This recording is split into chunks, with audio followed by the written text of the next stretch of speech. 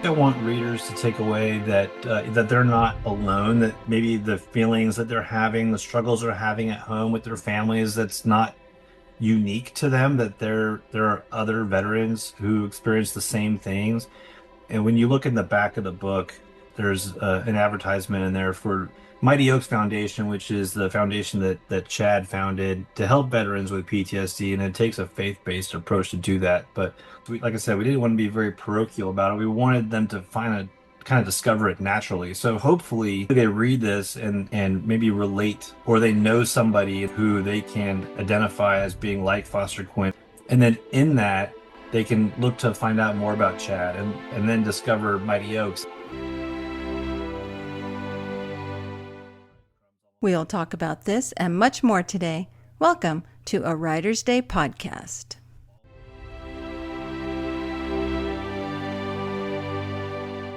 Hey everyone, welcome back to Writer's Day podcast. My name is Ruth Douthit, and I'm so glad you're here. I know you have so many podcasts to listen to, so I'm honored that you have chosen to spend some time with me today, and I know you're really going to like this episode. So head over to YouTube and subscribe and support me, and also Spotify, follow me, support me in this podcast any way you can, and leave a comment. I'd love to know what you think of today's episode. And be sure and head over to artbyruth.com to find out more about my upcoming projects like Book 3 in my Desert Shadows Suspense series. I'm also starting to draw for my upcoming coloring book that will be about the Dragon Forest and more. So head over to artbyruth.com and sign up for my newsletter because I always give away a free book. Okay, let's get started. I'm super excited about today.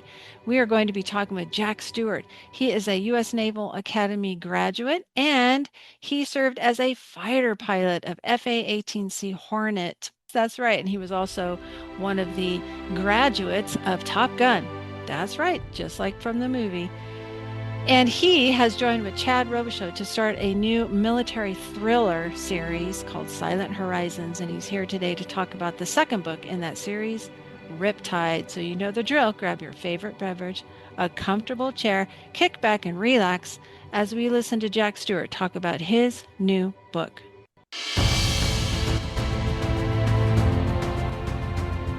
Hey everyone, welcome back to the podcast. I'm super excited to be talking with Jack Stewart today. Welcome to my podcast, Jack. Thank you very much for having me. I really appreciate the opportunity. Of course, yeah. This is super exciting to talk about your new book with Chad. But first, why don't you introduce yourself to my listeners? Tell us a little bit about yourself, your incredible life story. I'll try to sum it up. I'll be brief. Let's see. So I served in the Navy for 23 years. I flew F-18s from 3 different aircraft carriers. I spent some time on the ground in joint roles with the Army's 82nd Airborne and the Joint Special Operations Command, coordinating airstrikes and basically anything air related.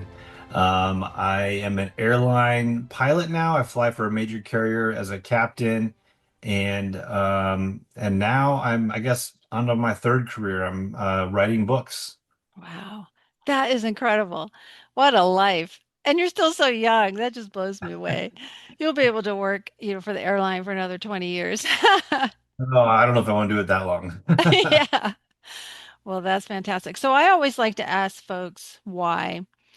For me, the why is so important. Why I run, why I write books, why, I do a podcast. So why did you want to join the military and go into the Naval Academy? So there's 2 parts to that. So the first one was why I joined the military, and just for me, growing up, service to my country was really important to me. So I knew I was going to go into the military. And then when I was, gosh, I think I was 8 years old, I read an article in Boys Life magazine because I was a Cub Scout and then a Boy Scout. And Boys Life magazine published an article about the U.S. Naval Academy, and I was fascinated by the dining hall where all 4,000 midshipmen ate at one time. So I proudly told my parents that I was going to attend the Naval Academy, and they sort of, nodded, patted me on the head, and said, "Okay, good luck with that," because we didn't have many military in our family, and they always thought it was very political. You had to know a congressman or something to get in, and we didn't know anybody. So I just made it my goal to go to the academy and to serve my country, and it's pretty much all I wanted to do. Wow. Yeah, I don't think folks realize how difficult it is to get in. Did you have to get a senator's letter or anything? I did, yeah. So I ended up applying to all the service academies, and I received nominations from my senator, my congressman, and actually the vice president to go to the Air Force Academy, which I turned down so I could go to the Naval Academy. And as luck would have it, years later, my second child, he's now a senior in high school, decided he wanted to follow my footsteps and attend the service academy, and so I got to see just how in depth the process is from a parent's perspective, which slightly more stressful as a parent than it was as a, 17, 18-year old. Wow, I can imagine. So you didn't want to do Air Force, huh? You didn't want to be a golden retriever, huh? You wanted to be the Navy and possibly Marine Corps. Now I know when you're getting close to graduation, they ask you, do you want to do Navy or Marine Corps? But you insisted on Navy, huh? I did, yeah. Well, being a Navy pilot was, sort of my goal after when I was 10, there's this documentary that came out called Top Gun. And so I watched that Yeah. relentlessly and decided I wanted to land on aircraft carriers, probably because I have a screw loose. But so yeah, I decided I was going to do that. At the Naval Academy, though, I for a while did think I wanted to serve in the Marine Corps, and so I joined the Semper Fi Society, and I spent a summer training with Marines down in Quantico and New River and Camp Lejeune, and I had a great time. It was like Boy Scout camp for grown-ups. Mhm. Um, but when I came back, I just realized it was fun for a summer, but I didn't want to be a Marine. I wanted to just fly airplanes, and so that's what led me to stick with my original plan of being a Navy pilot. Wow, that's impressive. Now, I know you hold a Bachelor of Science in English. That's Yeah, really unusual. Usually it's, engineering or mathematics, but you chose English. I did. That was probably because it was the easiest path to being a pilot. But it sort of had turned out to be a good thing now that I'm picking up my latest endeavor of being an author. Yeah, it'll definitely come in handy. That's impressive. Wow. Well, thank you for your service to our country. And yeah, I worked in a movie theater when Top Gun came out. Not the documentary, the movie It is a with Tom documentary. Cruise. Yeah, Yeah, sure it that's a is. documentary.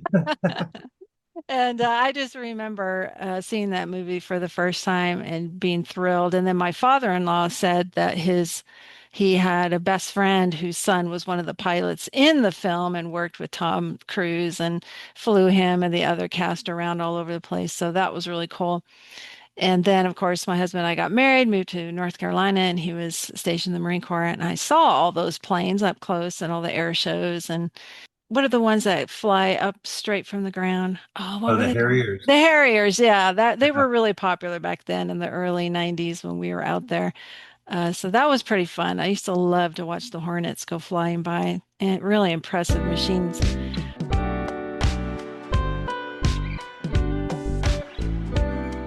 Well, now, of course, we have to segue over to Riptide.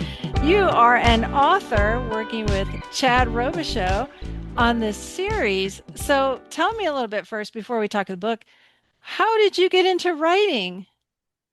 Oh man, okay. So this like everything else, I think I sort of stumble into it accidentally. It's not really a well thought out plan. I've always enjoyed reading and writing, and I grew up just going to libraries in the summertime. That was how I stayed out of trouble, and so I would read anything I could get my hands on. And I just always had this goal that one day I was going to write a book. I just wanted to write one book. I wanted to see it on a shelf somewhere, and I was going to be like, okay, that's it. I've achieved my life ambition. And then COVID happened, Mm. and I found myself with a lot more free time because my airline offered time off for people, and I was still in the reserve, so I accepted the time off, which meant that I was going to New Orleans quite frequently, where my reserve squadron was, spending a lot of time in the BOQ or hotel room by myself. and the news was nothing but bad news, and so I didn't want to turn on the TV, and so I just opened up my laptop and started writing. And so I decided I was gonna finish the book, and I finished the first one and thought, okay, well, this is actually not as daunting as I thought. And so I wrote another and another. And each time I tried to find an agent that would take it on. But, I didn't realize till later that those first few books really were not that good. I mean, I thought they were great when I finished them, but I didn't know how to tell a story. And so I really went back to school on kind of how to tell a story. And so they progressively got better, I think, until my agent finally signed me after, I think, book five. And that was actually on a partial. Like I think I had written one chapter that he read and said, okay, this is going to be your first book. And so we sold that first book in a four-book deal to Seven River Publishing. And not long after that, I got put in touch with Chad Robichaux, who's my co-author on this series.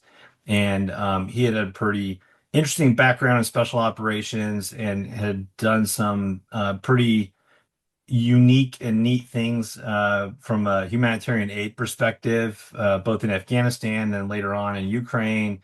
And it just felt like something that I wanted to work on. And so we talked about this series and how we were going to use it to sort of I don't know, try to reach veterans maybe that felt Mm. lost or disenfranchised or needed some guidance. Maybe we're struggling with some of the same things that we both experienced from our experiences overseas and downrange.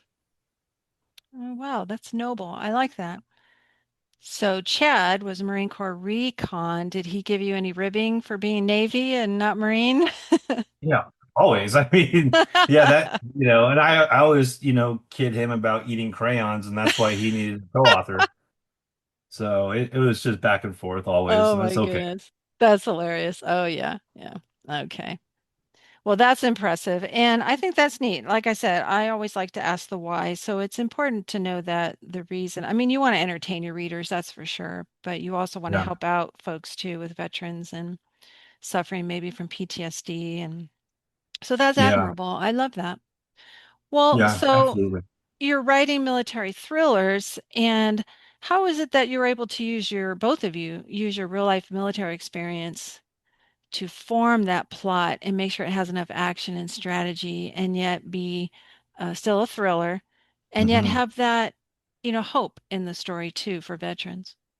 Yeah, I mean, that's, the one thing that I think people who and there are a lot of really fantastic authors who write in this space who did not serve in the military. So I don't want to generalize and say that, they don't have the experience that we have, and so they maybe won't do as good a job. But one thing that we bring to the table is that, we both left our families behind Mm. and sacrificed by going overseas and doing difficult jobs, stressful jobs, and then having to come home and reintegrate with our, community, with our families, with our church, with whatever, and struggling. And so we thought it would be a unique angle to take a character who maybe isn't a Superman. It's not somebody that's bulletproof, that does these amazing heroic deeds, but somebody who's just an average person dealing with very real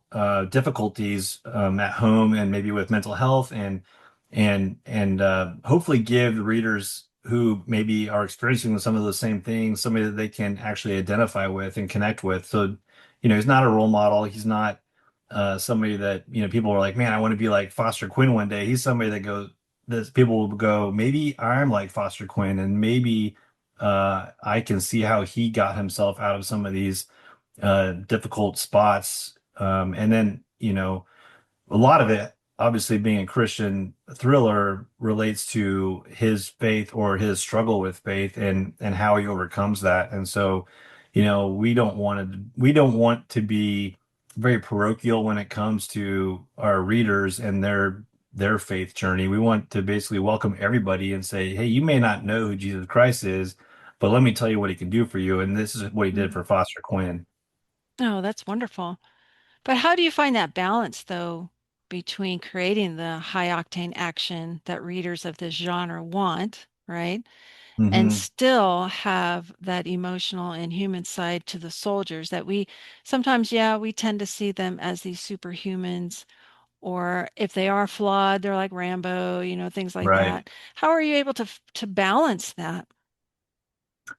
I think always remembering what the mission is, and I'm not talking about the mission of the book. I'm talking about the mission of anybody who goes and serves in the military. And typically, it's, if you ask anybody who served, they're not trying to be heroes. They're not trying to do it for themselves. They're doing it for their families back home. They're doing it for the man or woman to the right or left of them, their brothers and sisters in arms. And so, when you remember that, and then you go into these action scenes, and it's easy to think about what the motivation is for that character. And so it's pretty easy to bring that stuff up. It's pretty easy to kind of show what the real life consequences are for some of the sacrifices that he's making.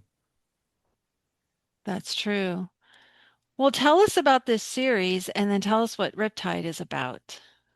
Okay, so yeah, so Silent Horizons, which is the first book in the series, it really introduces the character of Foster Quinn. And Foster Quinn, like Chad, was a forced recon Marine who found himself working for a tier one joint special operations unit, special mission unit doing what's called advanced force operations. And that basically means he's going behind enemy lines under a fake name to establish kind of an infrastructure, logistics network that the task force can then use when they want to execute a military operation. So it's a very lonely job for him. And so the first book introduces this character, and it kind of we look at the whole series as a character arc where this is sort of where he's struggling to understand how he fits into a military where he also has his family that he's sort of trying to distance himself from because it almost hurts too much to be leaving them to go do what he believes is the right thing to do. And so the second book, Riptide, is really the darkest part of his journey, and that's the name Riptide. Where it comes from is because he's constantly being pulled into a dark space where he's having to resist the temptation to just revenge. He's has this temptation for revenge on the people who have wronged him and his friends and his family, and he's trying to steer towards the light, which is, righteous justice and kind of following in the path that he should as a Christian. And I think a lot of people who serve in the military kind of struggle with that. Is like, what I'm doing in war just? Is it right? Is that something that as a Christian I can do and feel good about? Or am I succumbing to maybe some of my more sinful temptations to just be vengeful? And so that's what this book in the series is a really kind of dark exploration of that struggle within Foster Quinn, and how he has a father-like mentor that sort of guides him through that and kind of back into the light. So for those who follow the whole series, the next book will be a very redemptive one, and it kind of completes the arc where he has, all the things that you struggle with, he kind of sees the light and kind of comes out of it. But this book, since it's the one we're talking about, like it may be a very dark one, but it's also full of action, and it's full of Foster trying to do the right thing. And I think it'll read pretty quick to people. Okay, yeah. Well, that sounds fascinating. And I know a lot of times the books in these genres of military thrillers, suspense, or even science fiction tend to have a main character who's a loner Hmm. because then he doesn't have much to lose. But Right. when you make a character who has a family, now he has everything to lose. So when you were creating this character, did you take that into consideration? Oh, absolutely. I mean, in the first book, the his relationship with his wife and his daughter it's there, but it's strained because he's forced to go under an assumed name and assume this fake identity where they don't exist in that world. And so it's sort of like he's fracturing his mind and going from being a loving husband and father to being a bachelor under this assumed name. And so that sort of carries on into the second book, and it creates more conflict. It shows, we really wanted to show the hurt of the spouse of the child, because I think we see this as veterans. We see this all the time when people will go to war and they come back as a changed person. I mean, for me in particular, when I came back from deployment with JSOC, I remember, my wife actually challenged me and said, "You're acting like a different person," and I didn't see it because obviously I was living in that world and I couldn't, be um, objective about it. But she could, and she said I was acting different. And ironically, that day, somebody from the Navy called to check in on me and see if I needed to seek counseling or anything. And I Mm. said, "No, I'm fine. I'm fine. I'm fine." Just the typical rote answer that somebody in the military typically gives. And then they said, "Well, has anybody close to you said that you're acting different?" And I just heard my wife saying that, and I said, "Well, actually, yes." And so that sort of sparked my path down that road of seeking help. And I think that a lot of people will find themselves in a situation. So we really wanted that to be front and center for Foster Quinn in this book. That'll speak to a lot of the veterans reading it. That's wonderful. And you're right. I mean, I've interviewed many combat vets here and listened to a lot of podcast interviews with combat vets. And once you're under fire, or like from you having to shoot from a plane, you're never the same after that. And unfortunately, a lot of times we in the civilian world expect you to be the same when you get home. But even I've read articles written by folks who were there at Butler, Pennsylvania, when President Trump was shot at, and the one firefighter, he was killed. And they said, they were just journalists. They'd never been under fire before, and it really changed them. And Yeah. the one of the journalists, she was also there on Saturday night when the shooter rushed through the lobby of that hotel. And Hmm. she said to someone there, when I heard the gunshots again, I went right back to who I was in Butler, Pennsylvania that day on the ground, on the grass, afraid. And this is a civilian, you know? Yeah. And she was changed. So I can just imagine what you all have endured and how you change.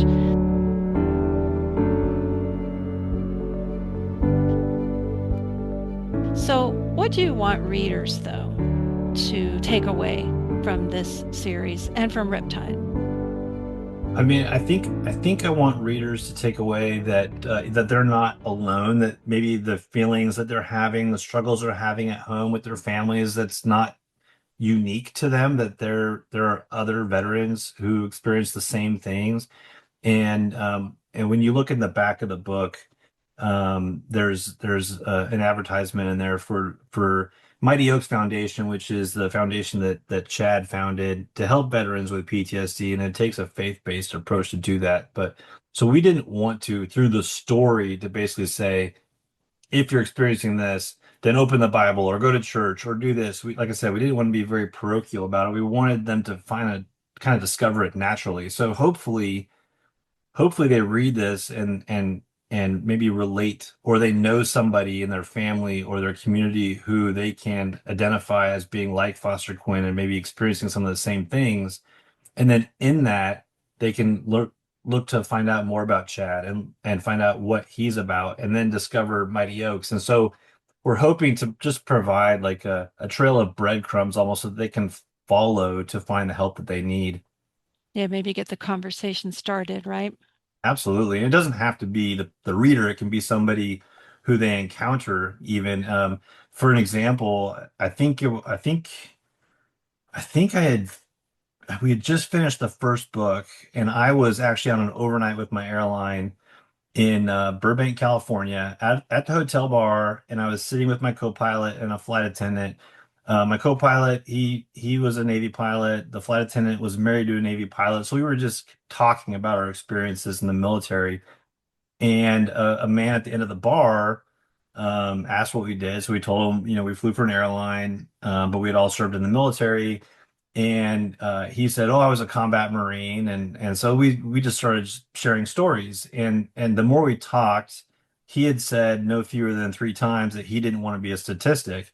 And so I Mm. really that kind of worried me a little bit. And so I pulled him aside and I asked if he had heard of Chad Robichaux because Chad speaks to Marine Corps boot camp graduations and Mm. does a lot of stuff within the Marine Corps. So I figured a lot of Marines might know him or have heard of him. And he said he had. And I said, look, he runs this foundation called Mighty Oaks, and they help veterans with PTSD who need help. And if it was okay with him, I'd like to put him in touch with Mighty Oaks. And he said that, yeah, he really would. He didn't want to be a statistic. So I immediately called Chad. Chad put one of his guys in touch with this gentleman immediately. And within a couple of weeks, this guy texted me and said, "Hey, you saved my life. They got me Mm. into a session and, I'm working through things." And so, that's what I hope. I hope people read this and it either helps them or they can use it as an opportunity to help other people. Oh, that is so beautiful. I'm tearing up as I listen. I'm a Marine Corps daughter and wife, so the Marines have a very special place in my heart. So that's beautiful. I do believe you did save his life. So I pray that this book will continue to help people. And wow, it's important to have that mission. Like you said, the mission Yeah, for these absolutely. guys, it's to come home, but your mission for this series is to help people. Yes. Oh, that's Yes. wonderful. May God And continue to entertain. bless you. Obviously, I want it to be Yeah, entertaining as well. exactly. You want people to be entertained by the story.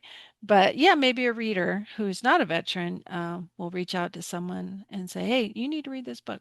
So that's Right. beautiful. And it's important for us authors to have a purpose other than to make money and to entertain. It helps to have that underlying purpose for our stories because I always tell folks if you don't have that intrinsic motivation that pleases God, the first time it gets tough, the first time you're Mhm. rejected, you'll quit.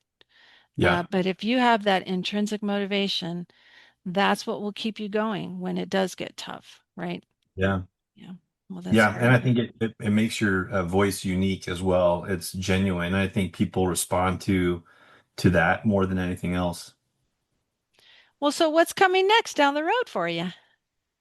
Well, I have a lot going on.